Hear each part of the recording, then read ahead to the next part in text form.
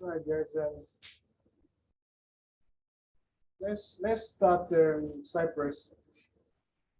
We'll be having breaks in between all of my meetings. But let me just quickly introduce you guys to Cypress before we start interacting with VS Code. So please make sure you have VS Code on your laptop.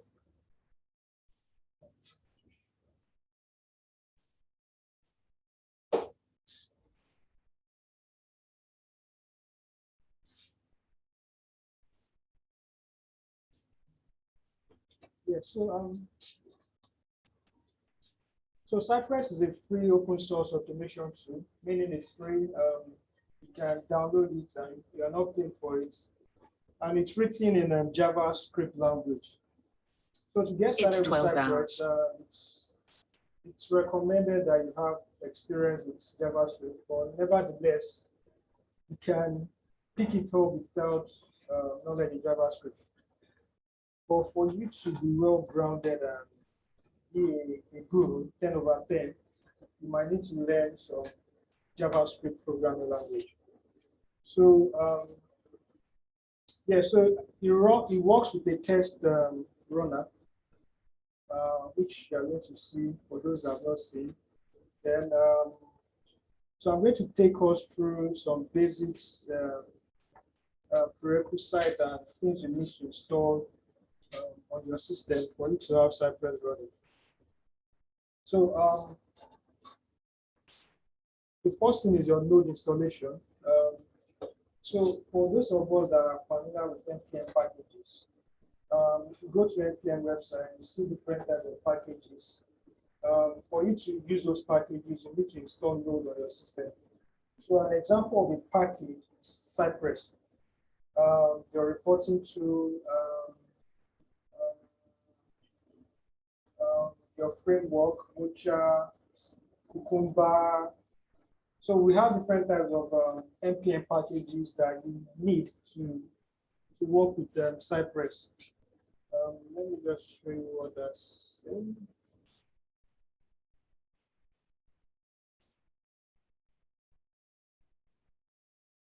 So if you look at here, we have different dependencies. These are NPM packages. So there are different ways we can install them. We can install them through this package, or we install them through our terminal. So then for those of you that completely new to this, it sounds strange, but just pick the points, the step by step of how to get started, how to install.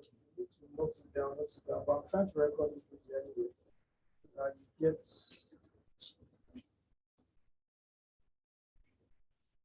yes, so we've talked about node installation, then the VS Code. So VS Code is just a code editor. There are different types. There is a WebStorm, there is Eclipse, there is Visual Studio Code, there is IntelliJ.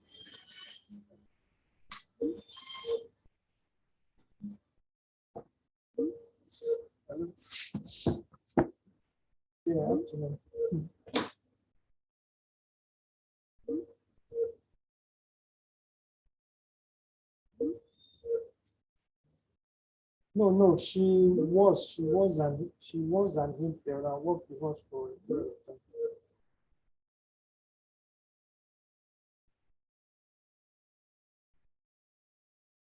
Okay, yeah, I remember she reached out some, I think 2 weeks back. Yeah, I think we can help her with that.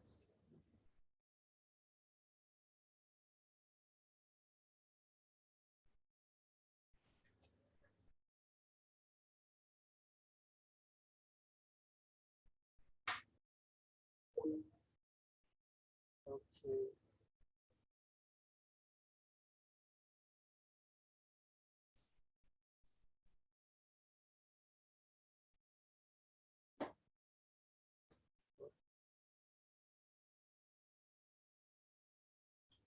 Okay.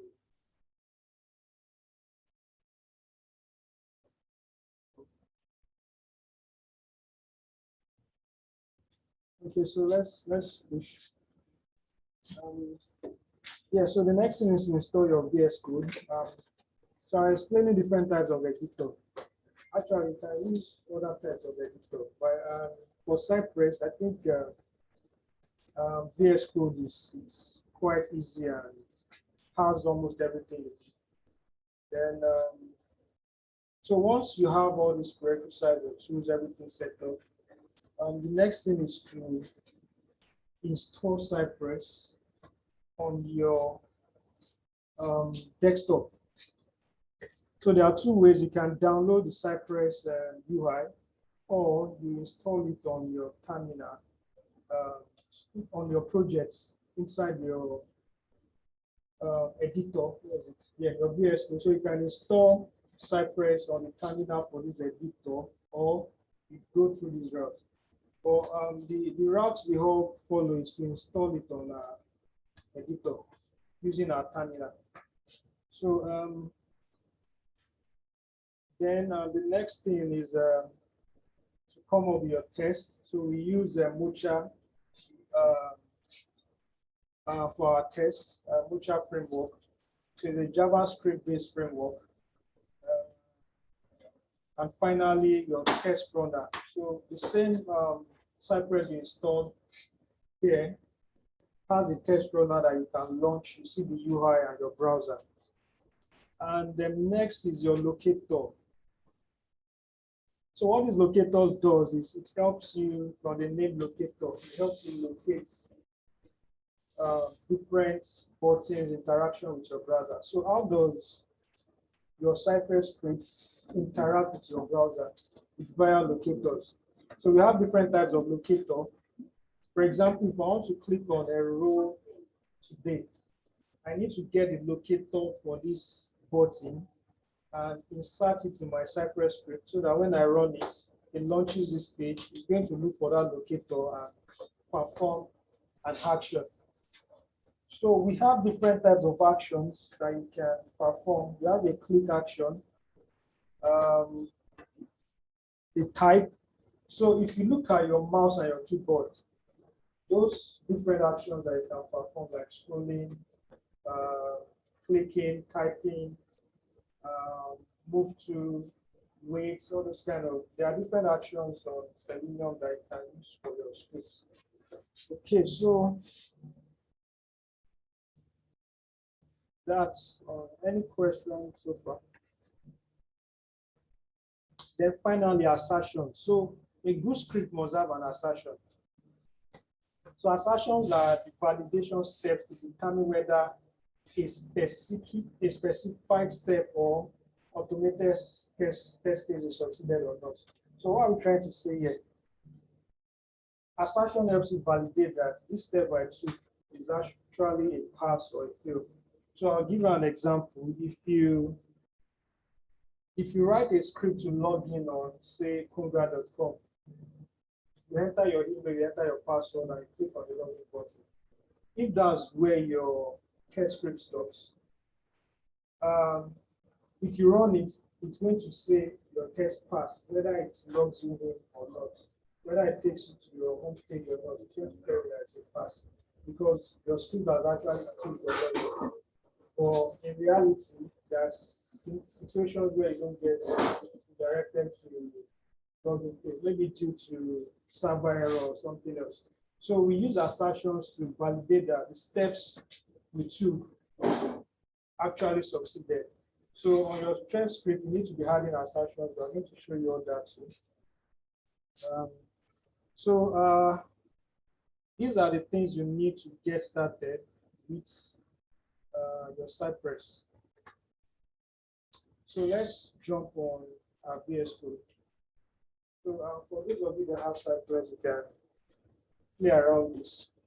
So the first thing you need to do is to launch your Cypress editor, which I've done. Then on the side there, you see an Explorer. Right now, there's no projects. So the first thing you need to do is that you need to create your projects.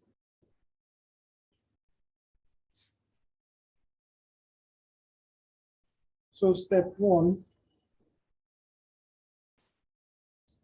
create a project folder on your computer. So let's do that. So go to any location on your computer, be it desktop, documents, anywhere that's convenient for you, create a folder.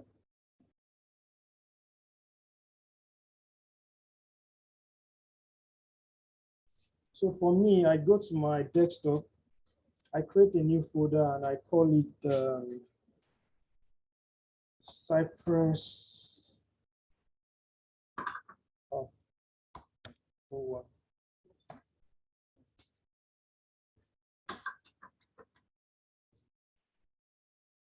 okay. So I have source to create a folder on our desktop, which I believe we've all done. So now the next thing is you need to open that folder on your Cypress editor. So that's how you create your project on Cypress, on Visual Studio Code. So I go to open. Actually, you can do it from here, or either way works. So I can come here to and say open a folder. I go to file and I click open. Then I go to my desktop. I click on the folder and I click on open.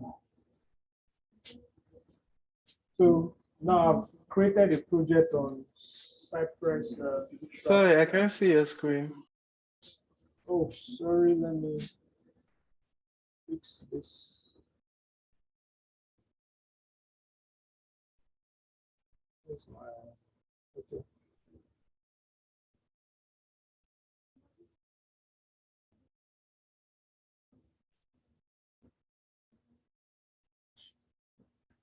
Okay, can you see it now? Yes, thank you. Yeah. All right, so we said first thing we need steps. The first step is to create a project on our computer. So I created mine on my desktop. The next step says launch your Visual Studio Code, which I've done. This is my Visual Studio Code. The next step says open created project folder on VS Code. So I did that by going to file, clicked on open, and navigated to where my Cypress folder is, which is on my desktop, selected it and I opened it. So the next step says we should open our terminal. So the first thing we need to do once we've all this.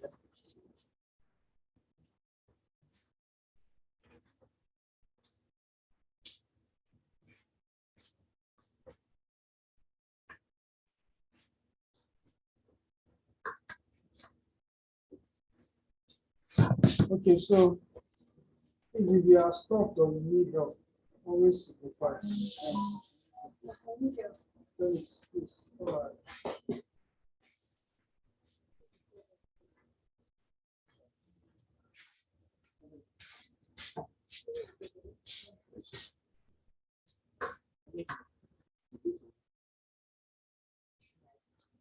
So the next step, so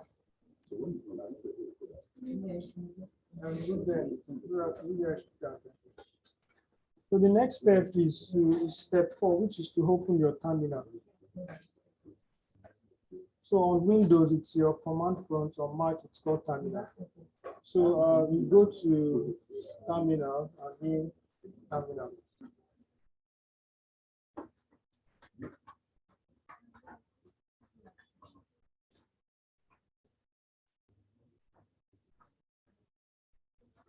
So when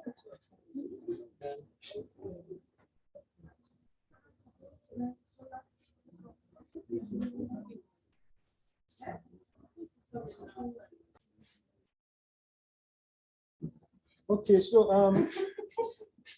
anytime you're inside your terminal, always take note of the directory you're currently on, which is your projects directory or your project folder. So always take note of this.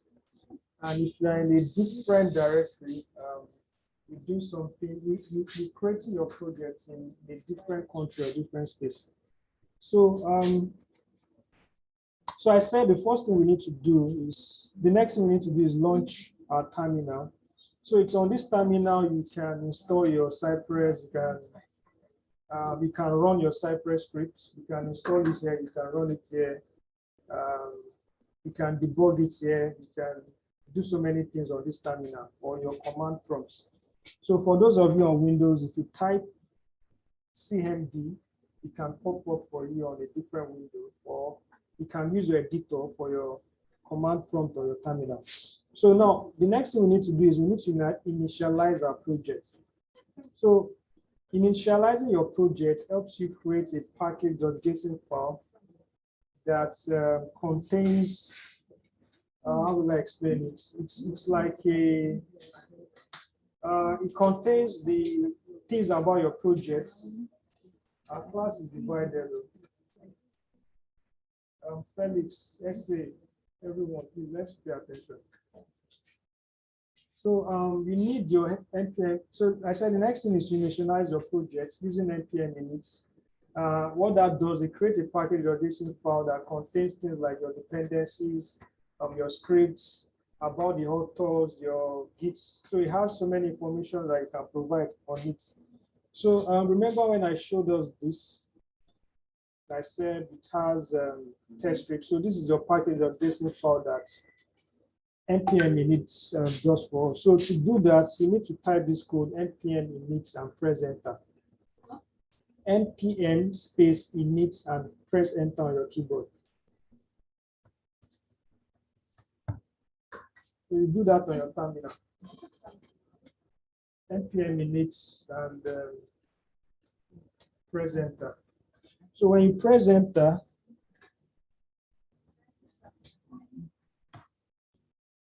it's going to ask you some questions. So the first question or the first thing you need to input is your package name. So you give it a name. Number one rule, don't start with capital letter, don't keep space in between. So my package name can be the name of my projects that I'm working on. So let's say I'm trying to automate conga.com. My package name can still be conga.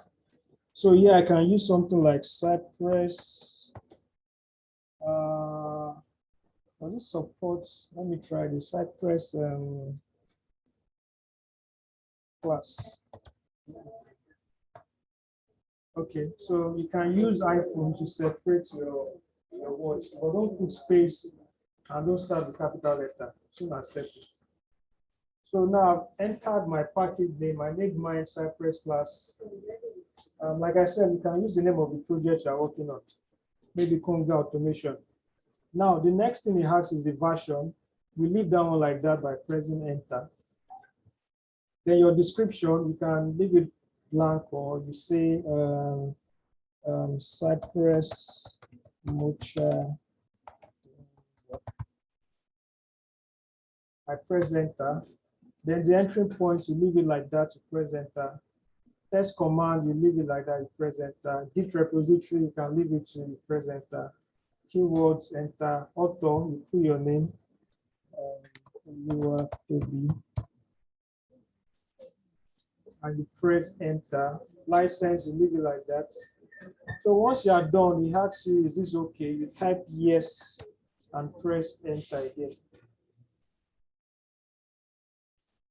So if you are confused on what to type on those, just keep pressing enter.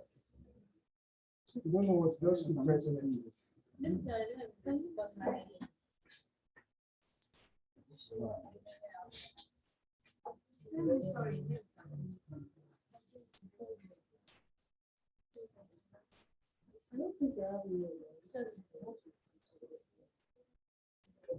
is not recognized. NPM is not recognized.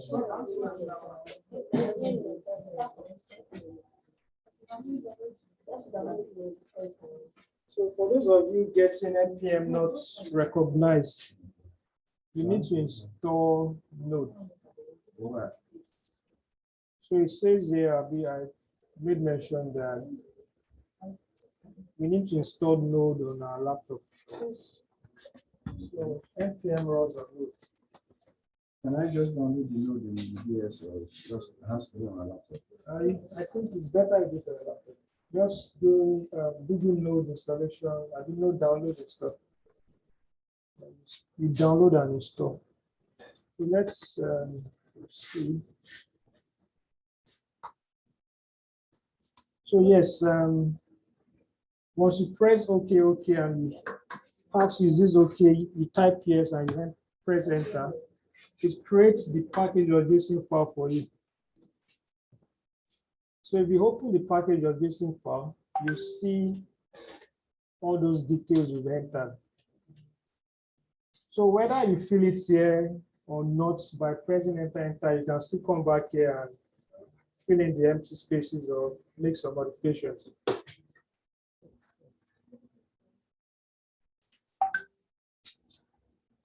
Yeah, Ralph. Hello.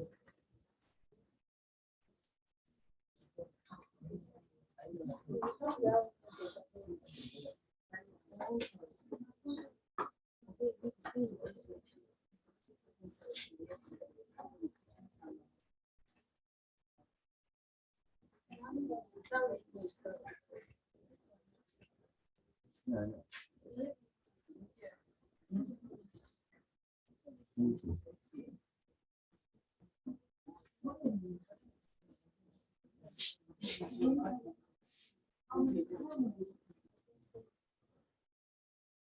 All right, so we've executed step 5, which is npm initialize a package or JSON file. So now the next step is to install Cypress. So on your terminal, you need to enter this command, npm install Cypress save dev. The same way it's being typed here.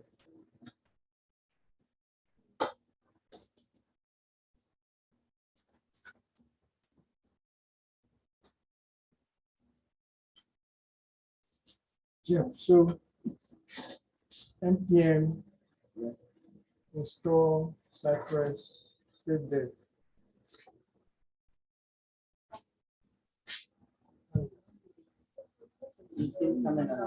Yeah.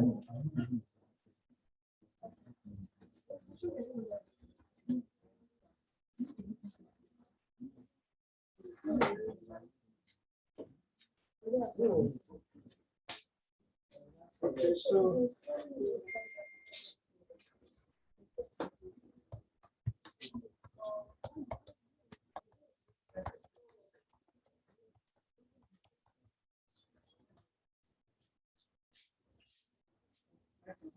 once you do that, Cypress is going to install. This might take a little while. So let's just wait for it to.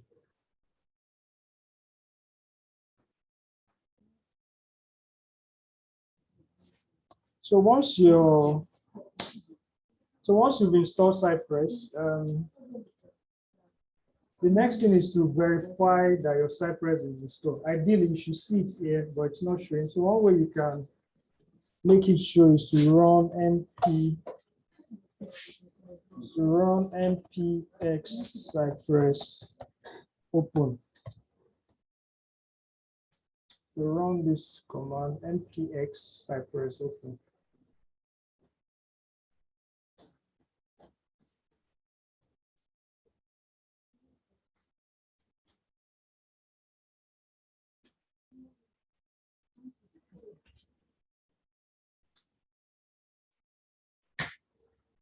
Right. Okay, so once you do that, you're going to see this runner.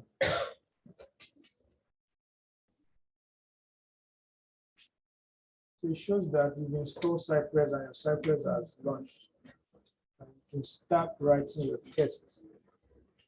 So Cypress comes with some kind of examples. For every time you install Cypress, you see all these examples that you can check, play around. So if you go back to your editor, you see a Cypress folder, which is this. So you click the arrow to expand, you see other subfolders. So inside integration folder, this is where you have your test scripts. inside your integration folder. So these are examples of some tests that came with Cypress installation. So if I double click on this, so these are some examples.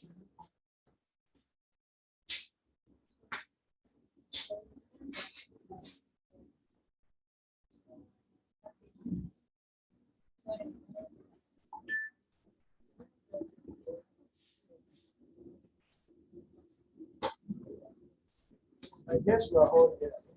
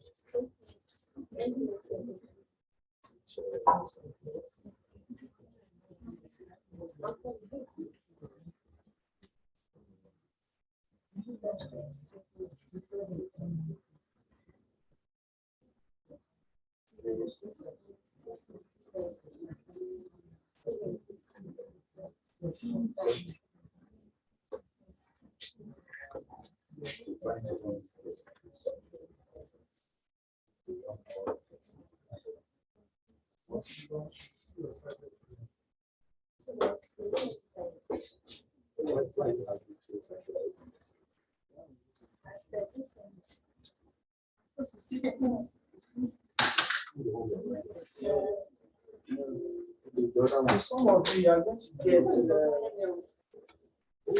timeout error, which is normal depending on how fast your system is or network. So someone like Princess, and what you should do is go to your node modules folder, expand it, then scroll down to where Cypress is and expand Cypress. Are you there?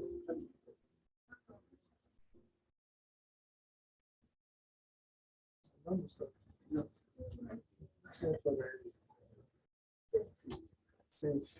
How about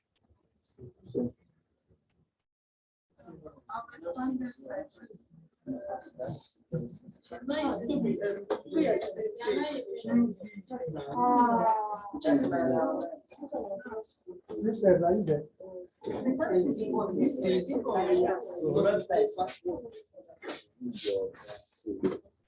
All right, so click on leak.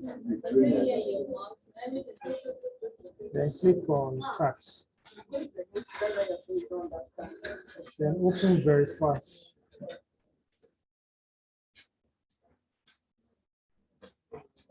Verify this. So once you open verify, scroll down to I think like 40.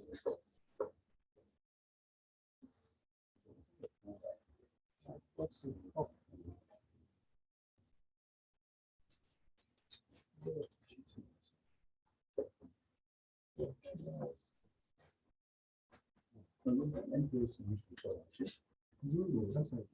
So have 10 to that 30. That's 3,000 and change it to 30,000. Add 10.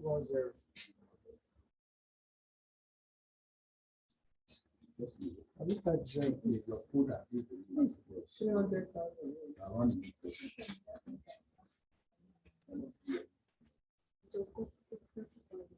It was 8,000.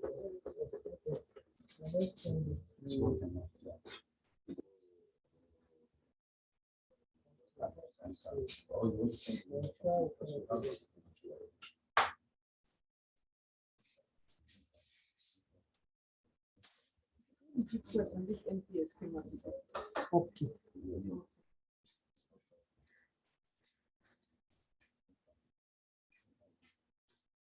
so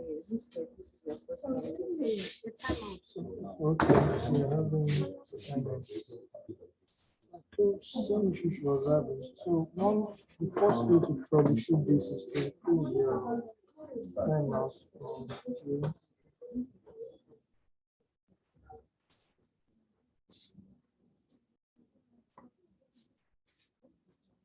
Express.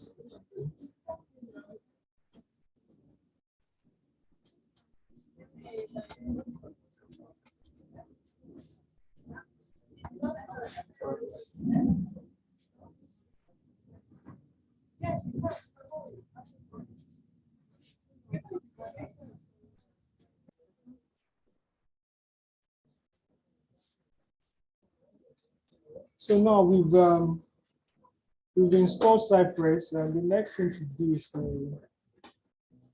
we are skipping step 8, jumping to 9. So the next thing to do now is to edit your Cypress or JSON file. So after you install Cypress, it creates the Cypress folder. And inside Cypress, there is a file called cypress.json. So this cypress.json file is your configuration Cypress file. So you can have configurable stuff like the base URL, take timeouts.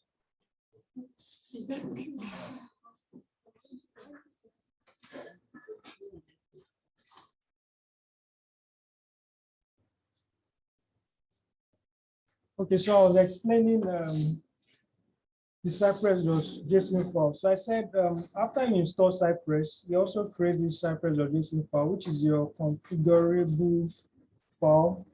On it, you can add things like your base URL, your default command timeout, default page load timeout, the width of your browser, etc. So to do this, you start with so first thing you need to open your Cypress.json file. So when you open it, you see this open and closing curly braces. So it's inside it, you type in all those commands you are seeing here. But to save us time, I'm just going to copy this. I don't even need this one.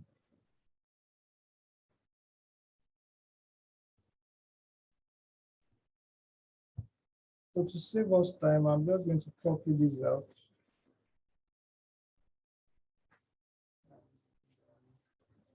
Paste here.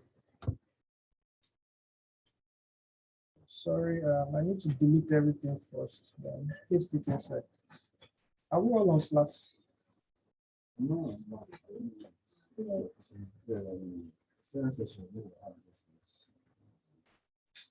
Okay. Anybody else not on Slack? I know Slack.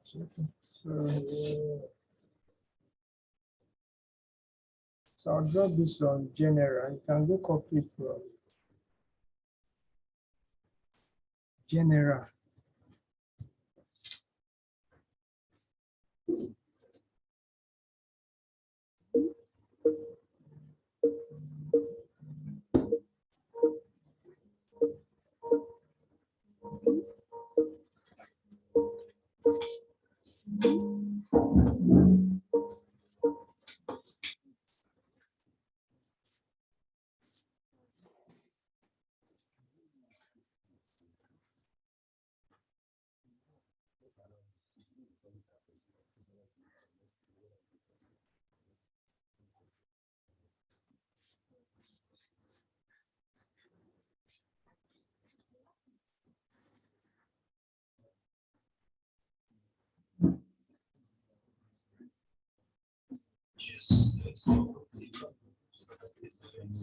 Takes around a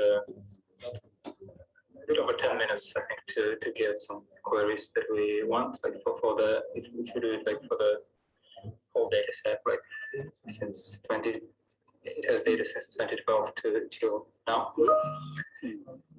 So what we did, so this is just a simple view based on that has a count manager, and then we wrap this into a derived table as discussed at the last session. And so we have, so now count will act as a dimension and not a measure, and then because we need to get average of counts across multiple days. So that is so now customer count is a dimension, and then we have average based on customer count. So let's say average weekly numbers. So it will be the amount of customers we have every day combined divided by 7. Perfect. And the goal in that is to be able to say, here is the average, or here's the customer count for, say, the last 7 days, and I want to have the average of the daily count of customers per 7 days. Yes, or so in that way. Yes. Okay. That makes sense. And but so that is still slow. Then to optimize performance, we use, Okay, so let's continue. as Laura mentioned, we use aggregate awareness. So in the All right, so model, these are we Cypress define a thing called aggregate folder, table. and we have the fixtures is- folder.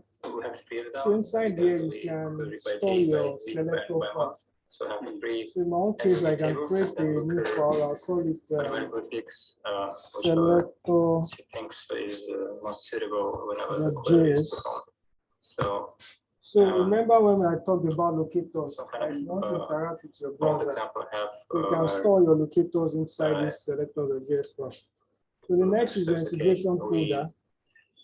This is where you have your test we want to scripts. see like data by The test year, cases. so we can So the use ones, those monthly, samples, I deleted mine because I don't need them. monthly. So what I'm going to table, do now is I'm and, going to create a new test. build the results based on that. Okay, I'll create a new file. You can decide to create folders if you So want. this is the direction we went, and it So works I'll pretty name well this for us. file. So we happy with the performance if Let me we say login yeah, dot for JS. example, yeah, it takes 1.1 seconds At to present. do You know, Which is we tolerable talked amount of about time to wait Mocha for results. framework for Yeah. Cypress. And So so before in we the start, tables, let me we just define basically explain we define it. date and country code. So we can use country code filter, or we can remove it. Basically, it will. Yep. Country code is also Okay, let me do this. in these aggregate tables, so we can get nice results per country. Perfect.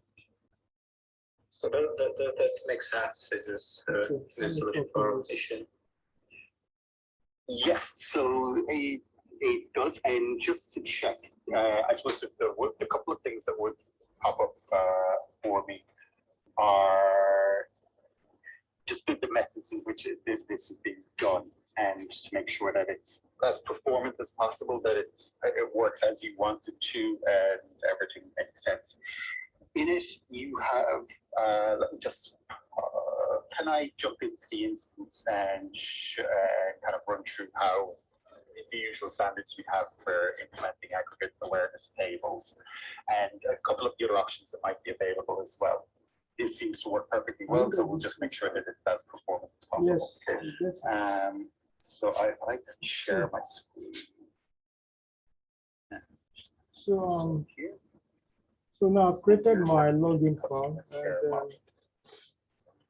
and save us First time. of all, I'll just check paste the and make code sure there. it's the and MK explain. TW synopsis is the connection you're working So with. Mocha Or works say, with so the Mocha I framework just want has to a see structure connection. Yes. where you have the describe, And I want to scroll the down. describe and See, the okay, X.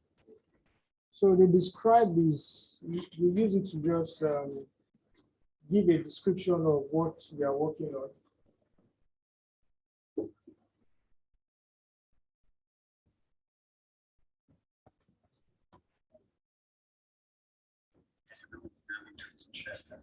So we use it to describe, give a description of what we are working on.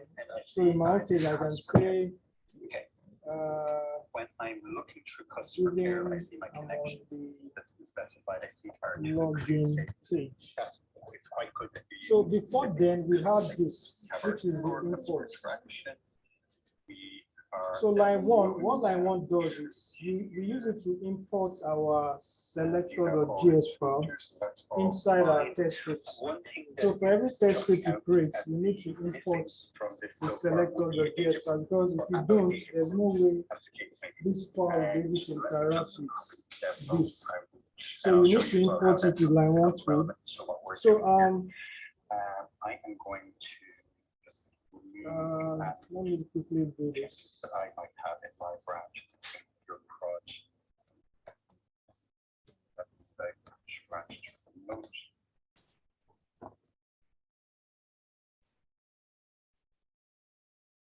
I may not.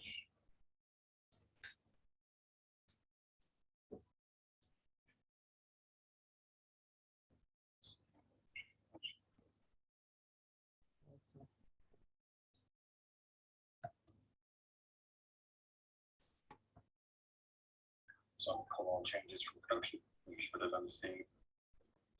Let's see how much.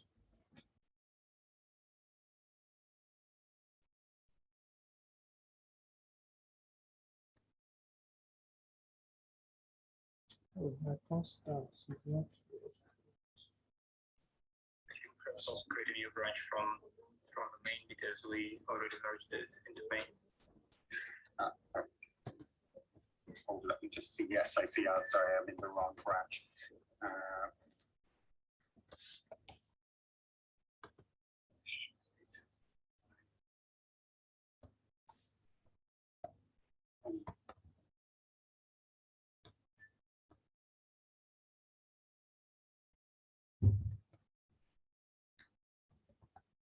Okay, so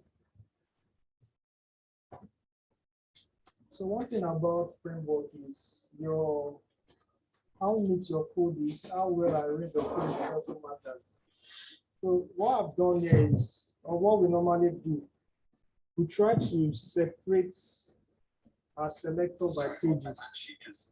So if I'm on the login page, all the selectors for login page, I'll store them inside this login. If I'm on the forgot password page, all the selectors for forgot password, I'll store them there. If I'm on the home page, like that. So try to separate them by pages. And why do you do this? Because at the end of your code, you can end up having, say, for example, more than 100 or 200 selectors. And you need to debug, or you need to go back to where login is. If it's not well arranged, you have difficulties locating where your scripts are. So it's always good to separate them. So, okay, so when we're looking at the having done this, going back to our scripts, I use this import to import from this location, and this is what I'm importing. So, for example, if you use a different name here, make sure that's what you have here. And if you use a spelling, it's not going to work. So, for example, my own have the hair selectors, and you forgot to put this on your own. It won't work. So, back to the beginning, you can see this login. This guy is coming from here. So if I change this to say login page,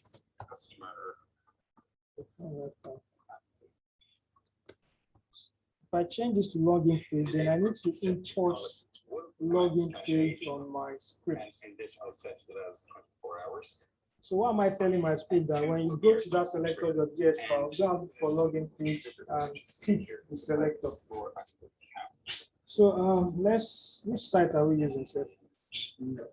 Always go there. Come here, I don't suffer. Just to see the table that it's from. Okay, so let's use Chrome as usual.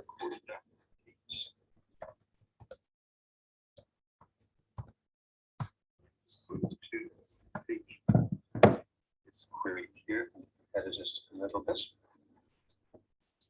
And I basically set a SQL trigger value that so returns one row and since we're one cell. automating Chrome, we change this to Conga.com. absolute goal. So in this, I'll set it as max. Snapshot data. Then back to my script. Yeah, that's actually one of the things we So consider line consider 3, doing. like I explained, use it to give a description of what you're But working I guess on. it depends on how Now often line the 4, customer before actually each function. updates. Like right now, it The updates. before each function daily helps as well. us That to will work for us, tell but our it updates scripts. So we have different or types we of might wanna, annotation. uh, There's before each, there's before. have trigger fire. So for example, Selenium, we have before each. Yes, yeah, that's Before kind of where method, your, before where your class, trigger before logic switch. comes in. So all So those for example, class with this, I'm methods, so setting there are the different max, packages of their own. snapshot data. So what you are saying is that before, so in this case, you are saying before each, meaning all this each, But I may also want to do before those each carry out this execution. So in our one case, what they are saying is that before he runs the test for this, he's going to launch, he's going to visit this URL. But let's say I remove each and I just use before. What that means that before he runs all the tests, he should launch the URL. So in that case, he's only going to launch once. He's not going to repeat. But if I add each, I'm telling you that before each test, launch the website again. So now it depends on how you want to arrange your script, or how you want to run it. There are some tests that you just run in parallel, you run it at once. There are some tests that you need to go back to log in, to start the website before performing your test. So that's what this. So here we can have two kinds of tests. We can have one for intermittently updating data where we know it's going to update a couple of times throughout the day. So we can have one for rebuilds valid a couple of login. times throughout the day. Actually, able to sign in We'll my select account with max valid ID from max update, or something along the max customer ID, whichever is the most likely trigger, or whichever not field will be updated whenever new data is be able loaded. to But in this valid. case, it looks like snapshot data is the most frequently updated, and as soon as it's available, then your underlying aggregate. All right, table so- is built. Now, the reason as well, I would suggest switching Yeah, this let's logic leave it at over email. to. Sorry. Oh, okay. Thanks. The reason I would suggest switching this over to a data group is because it defaults your logic. It means that it's controlled in one area and your code is much more useful. So if I'm going in here, for example, instead of I'll just comment out, I specify my data group trigger and it's customer active default.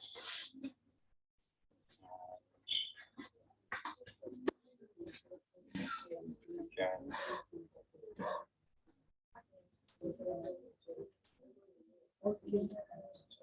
The data group trigger can be used for your materialization policy because this is essentially the policy by which you're defining. Okay, we have a new data, we have new data. All right, so let's proceed. So this cy.visit will always go to your Cypress or JS file and look for your base URL.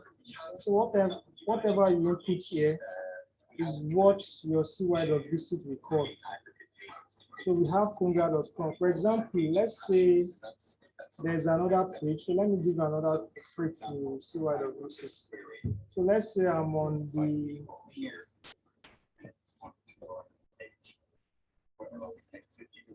Taking a minute or so previously. So let's say I want to visit the About Us page. So I can just copy this and then put it inside here, so in front of this slash. So I can do this. So what's going to happen there is going to amend the base URL, like it's going to merge it to what I have here. So in reality, I'll now have a full URL like this, www.conga.com/. I don't know if you understand. Okay. So I'm saying by default, that slash cy.visit with a slash will open the base URL you have there. So there are cases whereby you want to visit a subdomain or another page. So instead of typing it full here, which doesn't make sense because this URL talks to all your scripts, what you can do is you can come here and amend either the subdomain or the page you want to visit in front. So by the time you launch cy.vc, it's going to start with the page URL, what you have here. So that's that. So now the next thing we want to do is we want to start writing our tests. To write your tests is very simple. The same steps action you perform here, you need to create steps step by step for it. So the first thing we did was we visited tunga.com, and that's line 5. Now what's the next thing we need to do? We need to click on this, which is login, Abi. So the next step will now be cy.get.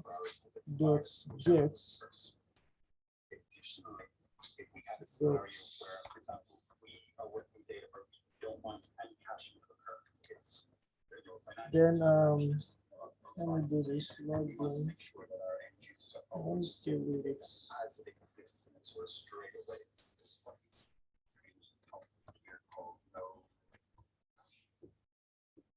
So cy.get.click. So our first step is to click on login button, right? Now, so what we've done is we've done everything in the code, but it's not added a selector. So there's no way you can interact with the browser. And to do that, let me launch Cypress.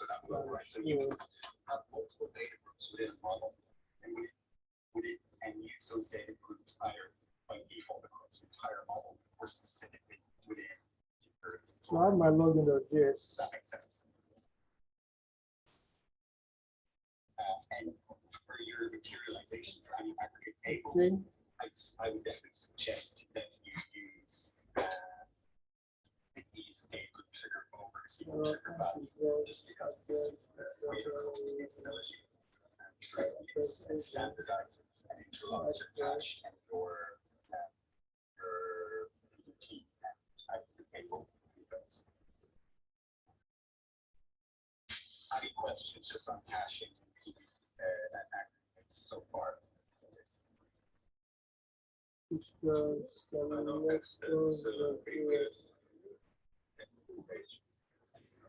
And just to jump out, what you've done is absolutely perfect. And you created aggregate tables. You're using that give your users results on a much faster basis. And you're using Looker's native functionality to do so, which is perfect. Exactly what we would like to see. You do, if you want to, for example, create a functionality. So in my own case, I needed to have the Cypress. But it might not be the same for you. So don't add it until you try. All right, so these are Cypress runners. And we can also use it to get our locators. Use it to get Shola. Check. So after running npm Cypress open, it brought me here and it was about running my test. So I stopped it from running. And what we want to do now is to inspect our browser to get the locators for this guy. So how do you do that? You click on this open selector playground. So when you click on it, you can hover on anything you want to get the selector. Once you're on it, click on it, and if you are done, you can come back here to deactivate it so that you can perform normal browser clicking and all. So I'll come back here, click on this guy. Yeah, okay, so I've hovered on this. So this is yeah, so once you click on it, you can hover on any field or button or text that you want to get the selector and click on it. So in my own case, I want to get the login sign up button selector. So I'll just come here and copy this. So I'll come here, I select all the JS file, I'll press enter, and I'll do login sign up. Login sign up button, double dots, and I paste it inside. So with this, I've been able to add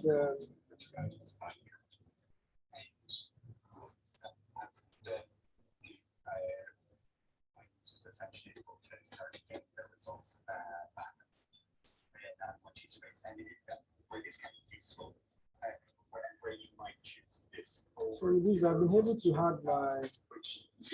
Now, what's the next? So once I've gotten this, then I can copy this, but I may not need to copy it. So you go back to your test script. Now remember, you need to add a locator to see why the gets before it clicks. So also remember the purpose of this guy. So I'm going to still reference login page in my cy.get by typing login. It's already there, so I press enter. Dot login sign up button. So what this does is that it goes to my, since I've imported my Cypress selector.js file, it goes inside my selector.js file, looks for login page, and gets the login sign up selector that we have. So it's going to so cy.get will go to selector.js file and first look for this guy login page, which I've already imported. Then inside login page is going to look for this the locator that I have for login sign up button.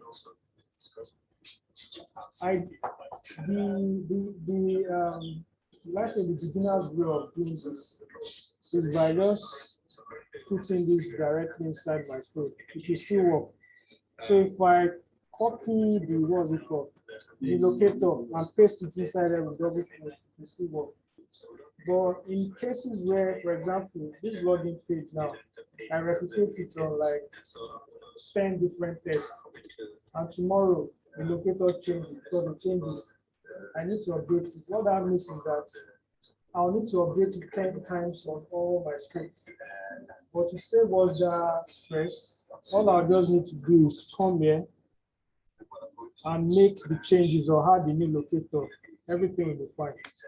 So that's on that.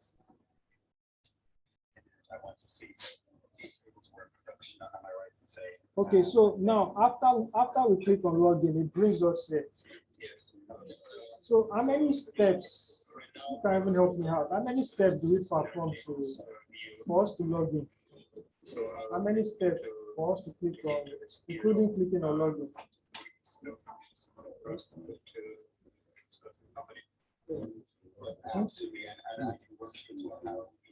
Okay. Once you launch your browser, your URL, how many steps will you perform to click on login, including login?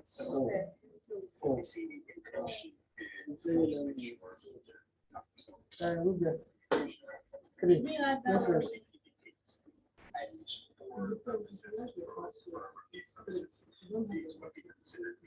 Okay, so this is this. I started by saying the same approach to manual testing as a user. I want to log in. You need to be counting your steps. The first thing I'll do is I'll launch my URL. The next step, look, URL is not steps. Okay, so the next step now is that's one. The next step is enter email 2. The next step is 3, and the next step is login. So that's 4 steps. So what am I trying to say is that here you should have 4 steps inside this login. So we've done the first one. Now we need to do the next one, which is cy.get.type.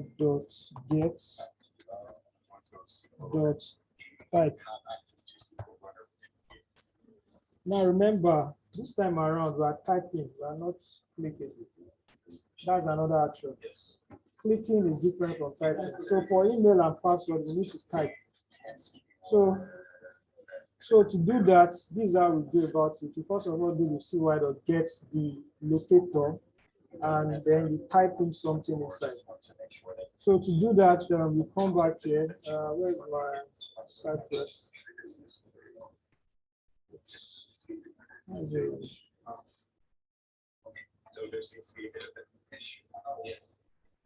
All right, so once I'm here, I stop my script from running. I'll click this guy, then inspect inside. So username, I copy it. I go to my selector. I'll start with a comma, enter. So this one will be email field. The next one will be password. Password field.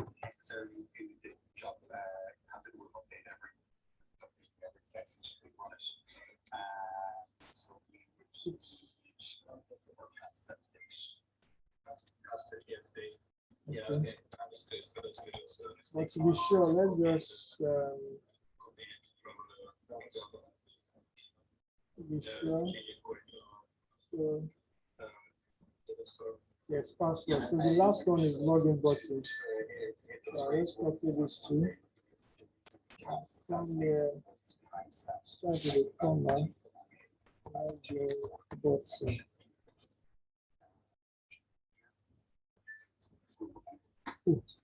So I've done this, and next thing I need to do, okay, so we need to add email text to email text.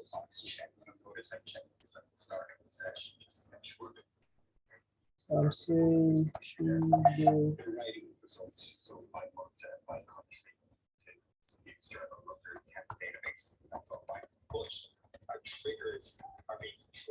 Then we need to add comma. And we need to add for password text too.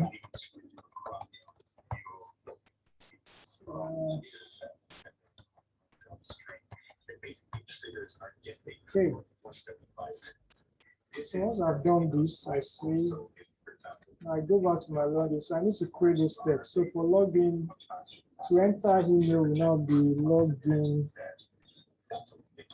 page dot email field, and type in login page dot email text. Do you understand line 10? Do you understand line 10?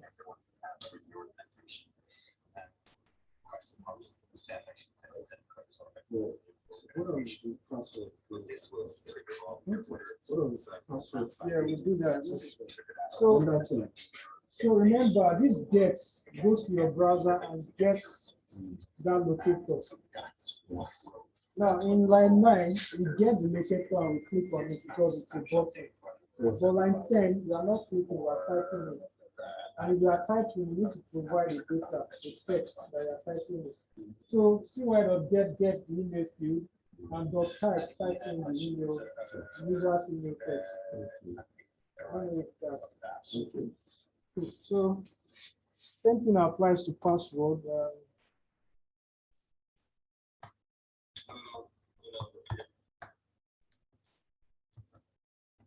So I get the password field. Anything else that kind of jumps out at you for blogs that you might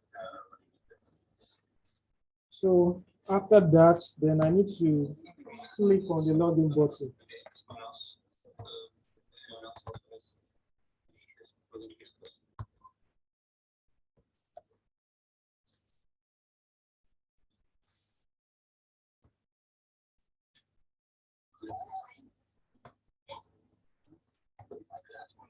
If I understand the customer care models, I don't know,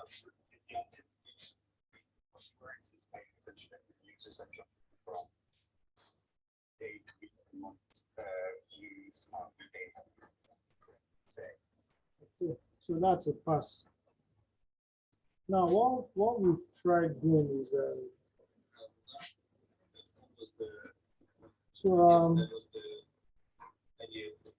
Let me change this one to invalid. So someone should be on that time. So I'll change this one to invalid. And I'll have another one for valid. One thing that might be useful just to kind of, but also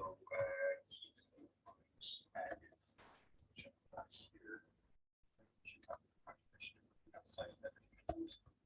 so you notice the way I always name my code. So I use a kernel casing. So the first text starts with small letter, then the subsequent text starts with capital letter. So like invalid starts with small password, capital P, text, capital T, like that. So that's how you should be naming your code as well. So I need to take this guy inside here.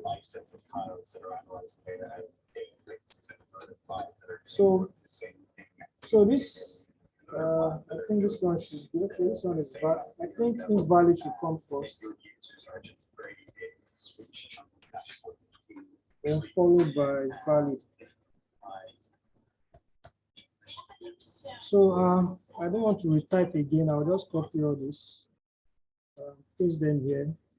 Then I'll change this one to valid.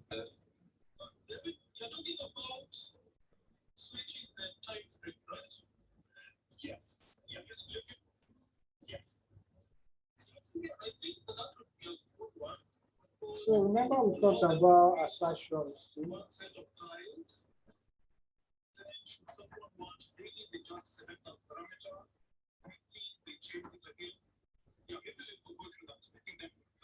So we need to find a way to assert brackets.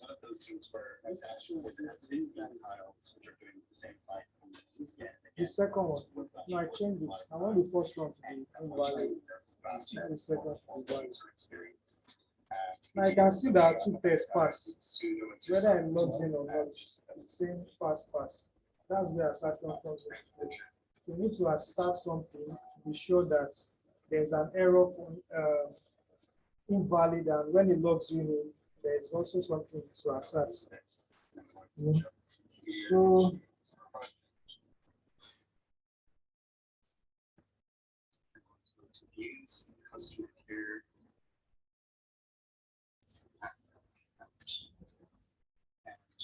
see a couple of things, and also just hope more.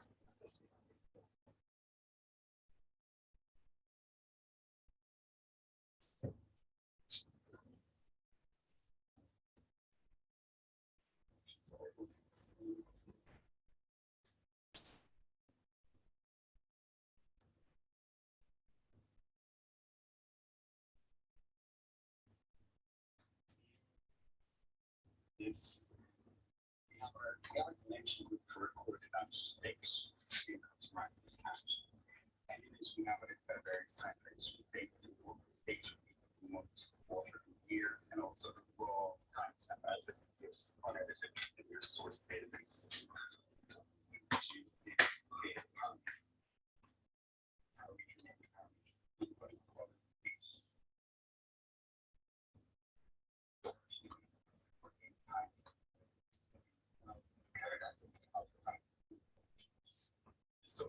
So you notice that for every time I make changes, it keeps reloading. So I can add a configuration to my Cypress registration to stop that. So I'll say watch for changes. Yes.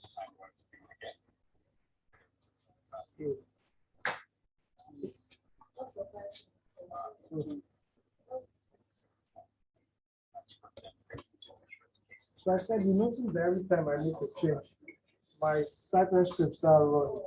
So I don't want it to do that. So with this configuration, I've made it possible. So I'll be the one to run my test going forward.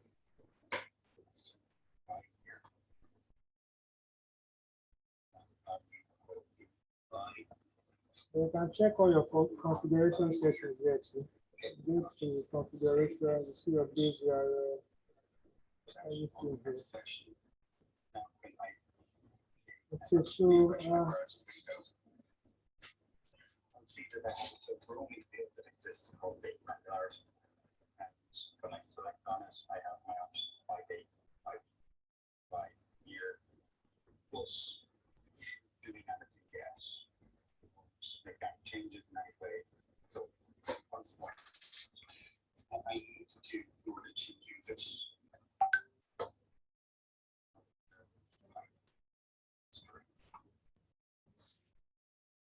I'll go with SQL parameter.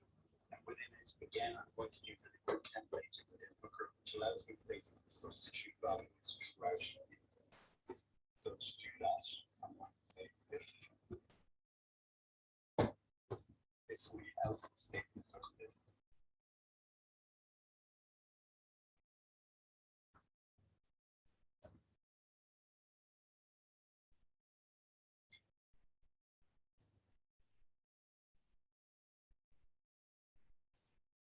I'm going to jump out to my documentation screen.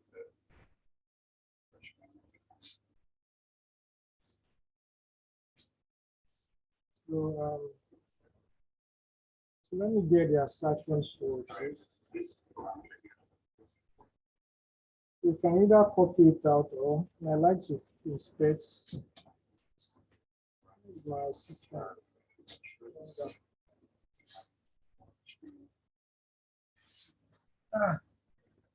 Hey guys,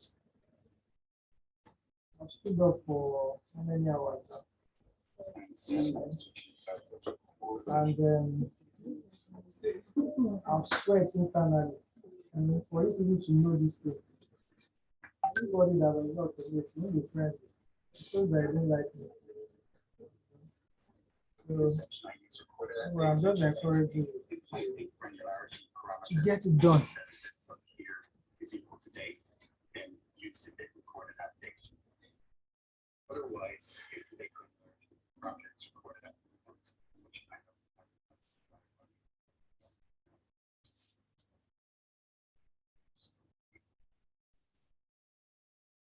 Then use creation recorded at date.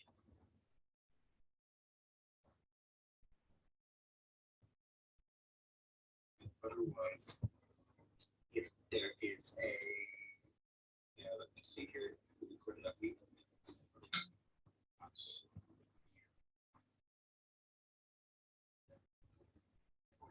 And my statement. And what that means in terms if I jump back here.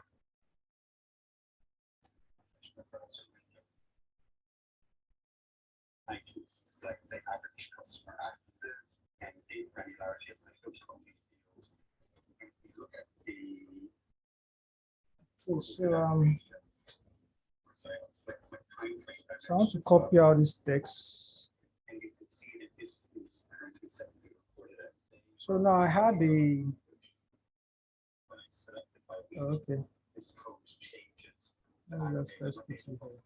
Weekly level.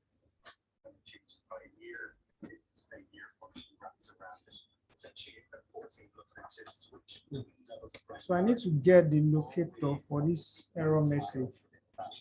So I'll come back here, spell this, copy back, email error. So I'll go to my selector, then create another one for email error message.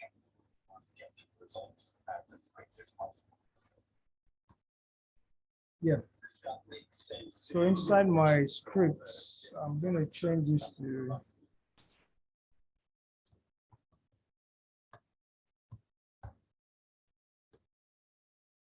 so what this guy is trying to say here, this one, there are several ways you can assert, but this one method. So you do login dot email error message, that's to get the locator. Then I'm saying should be visible and should contain this text. So I'm saying that locator should have this text.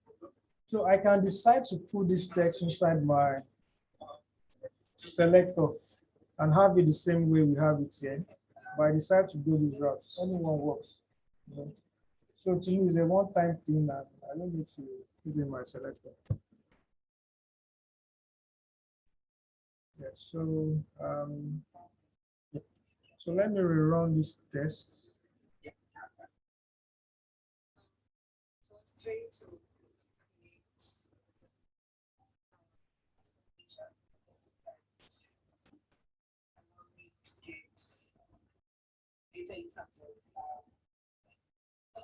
Yeah, so assertion worked.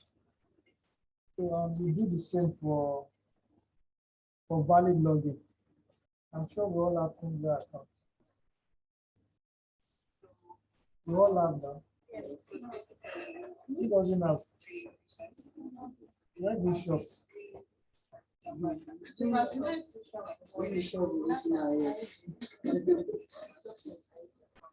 If you don't have one, create your online account. So, the same way I started this error login. By the time you log in, it takes you to the home page, right? Look for anything and use it as a search. And we are done. I hope you guys enjoy today's class.